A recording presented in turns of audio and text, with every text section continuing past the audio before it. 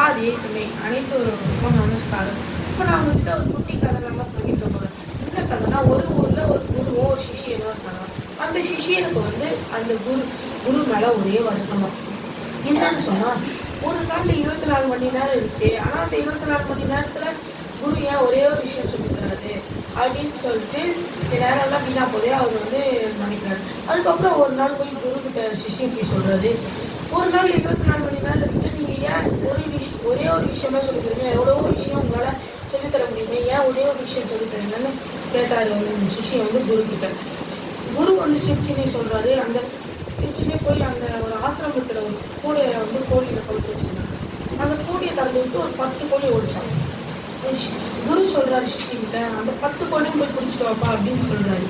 சிஷியனும் ஓடுறாரு, இதை பிடிச்சா இந்த கோழி ஓடுது, இந்த கோழி பிடிச்சா இந்த கோழி ஓடுது அப்படின்னு ஒரு கட்டத்துக்கு மேலே குரு கிட்ட சிஷியன் சொல்கிறாரு. குரு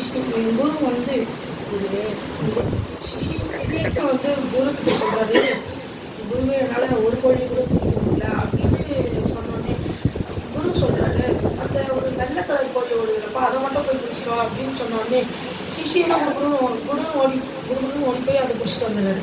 அதுக்கப்புறம் இந்தாங்க குருவே அப்படின்னு சொல்லி கொடுத்துட்டோடனே குரு சிக்கே சொல்கிறாரு, இந்த மாதிரிப்பா ஒரு நாள் 24 மணி நேரம் இருக்குன்னு சொன்னியே, அந்த 24 மணி நேரத்தில் என்னால் 10 விஷயம் கூட உனக்கு சொல்லித்தர முடியும், ஆனால் உன்னோட நினைவில் இருக்காது, அது உனக்கு பிரயோஜனமே இருக்காது அப்படின்னு சொல்கிறாரு. அதுவே நான் ஒரே ஒரு விஷயம் சொல்லியிருக்கேன், உன்னோட நினைவில் இருக்கும், அது உனக்கு பிரயோஜனமாக இருக்கும், இது உன் தப்பு மட்டும் இல்லைப்பா, இந்த மாதிரி ஒரு உலகத்தில் இருக்கிற எல்லாருமே இந்த மாதிரி தான் அப்படின்னு சொல்கிறாரு. அதுக்கப்புறம் இந்த கதையை நான் உங்கள்கிட்ட பண்ணியிருக்கும்போது தெய்வம் கூட இதுக்கு ஒரு வாக்கியத்தில் பதிவு பண்ணுவாங்க. வாக்கியம் தானே போன இதுக்கு ஒரு வாக்கியம் 221.